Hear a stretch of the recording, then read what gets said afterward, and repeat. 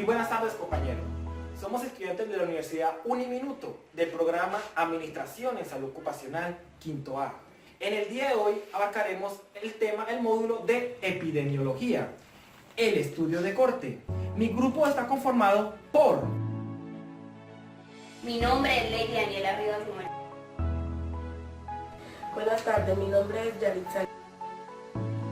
Buenas tardes, mi nombre es Dina María Rojas Córdoba. Buenas, mi nombre es Juliana Milán. ¿Y quiénes hablan? Ángel Stuart, Chaverra. ¿Qué es el estudio de corte? El estudio de corte es un diseño epidemiológico, observacional y analítico. En la epidemiología, el estudio de corte se incorporó en el año 1935, el cual hace una comparación entre las frecuencias de las enfermedades entre dos poblaciones, la cual busca el factor de exposición o el factor de riesgo a la que la otra no está expuesta. Los individuos que componen estos estudios se les hace un seguimiento al cual los individuos que componen los grupos de estudio se seleccionan mediante la presencia de características o grupos de exposición.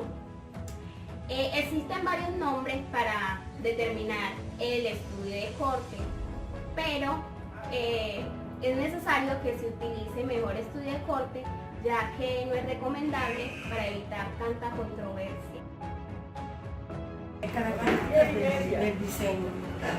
Los estudios de corte se clasifican según su temporalidad, la cual se define por el momento en el tiempo que se establece el inicio del procedimiento. A esto se le denomina tiempo cero. Con base a esto tenemos tres tipos de cohorte. El primero sería cohorte prospectivo.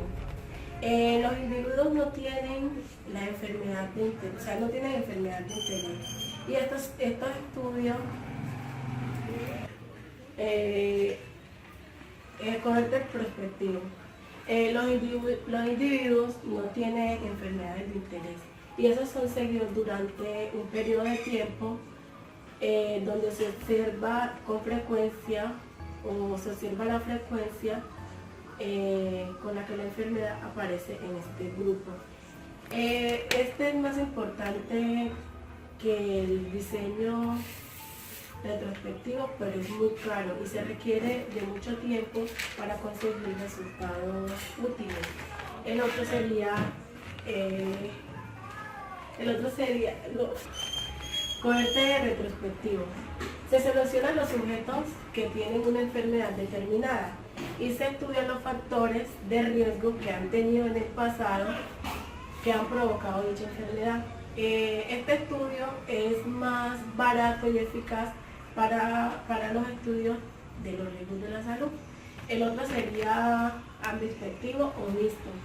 Este sería una mezcla de ambos, de los antes mencionados, que sería retrospectivo y prospectivo. En este, el tiempo cero se establece el tercero sería ambinspectivo o mixto. Esto es una mezcla de ambos, de los dos antes mencionados, que son retrospectivo y prospectivo.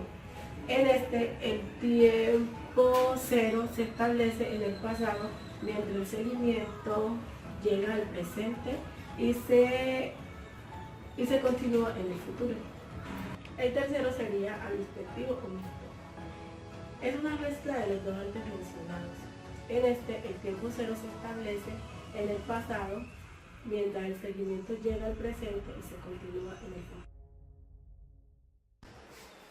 Ventajas y desventajas. Las ventajas que tienen los estudios de cohorte es que estudian los factores de exposición extraños y se caracterizan por tener movimiento. Permiten evaluar los efectos del factor de riesgo sobre varias enfermedades y también permiten la estimación de incidencia y el riesgo relativo. Sus desventajas es que no son eficientes para el estudio sobre enfermedades poco frecuentes y requieren un número elevado de participantes y para su ejecución requieren de mucho tiempo y dinero. Principales sesgos en el estudio de cohorte. Entre ellos encontramos el sesgo de selección. Este aparece en la manera en que se selecciona la cohorte. Por ejemplo, cuando se va a realizar un estudio entre hombres y mujeres y los hombres abandonan el estudio por alguna razón, los resultados de este no van a ser los adecuados. Sesgo de información.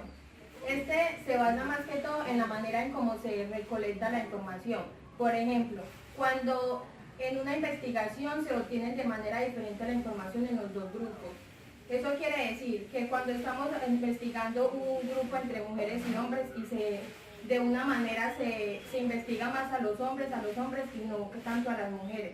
A la hora de obtener los resultados solo vamos a tener los resultados de los hombres y no de las mujeres, y esto va a afectar los resultados del estudio. Formas de análisis. Antes de manifestar qué es la forma de análisis, vamos a definir qué es un análisis. El análisis se dice que es un estudio profundo de un sujeto, objeto o una situación, con el fin de identificar cuáles fueron sus fundamentos para que se ocurra esa situación. Ahora, una vez definido qué es una forma de análisis, vamos a manifestar en el estudio de corte cuáles son esas. Se puede dar de diferentes formas, pero vamos a definirla en tres maneras, los cuales son medida de frecuencia, medida de asociación e impacto potencial. Estas tres medidas se pueden estimizar o calcular con el fin de reducir el factor de riesgo y verificar las proporciones de casos que se pueden prevenir si se aplican una de estas tres métodos.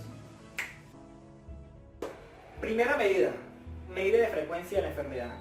Esta puede ser obtenida mediante la reincidencia, es decir, casos nuevos que se pueden manifestar en el transcurso de un periodo. Este puede ser estimizado o manifestado por dos estimadores. ¿Cuáles son esos estimadores?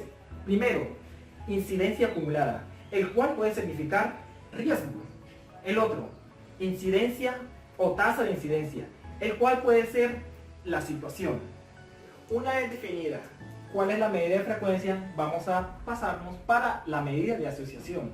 Como su nombre lo dice, relación, asocia entre los que están expuestos y los que no están expuestos, con el fin de verificar cuál es el resultado real. Se dice que sí, vean bien, si es menor a 1, el resultado dice que hay una asociación protectora, es decir, que no hay riesgo. Pero si es igual a 1, se dice que puede generarse dicho riesgo. Y en el tercero se dice que es mayor a 1 el resultado, y si es mayor a 1, ¿qué significa esto? Que existe una asociación al riesgo. Por último, medida de impacto potencial, como su nombre lo dice, impacto, de impactar, potencial, de generar un gran riesgo. Esta medida se puede manifestar en los casos de que si podríamos aplicar uno de los métodos, ¿cuántos casos de enfermedad podríamos evitar? En conclusión, las fórmulas de análisis que existen en el estudio de cohorte sirven para prevenir enfermedades, ya sea en casos de los trabajadores expuestos al dicho riesgo como los que no, debido a que en el pasado solamente le hacían énfasis a los que estaban netamente con el riesgo, pero la sede administrativa o a las que no están ahí, no. Muchas gracias, espero que el video haya sido de su agrado y hasta la próxima. Chao.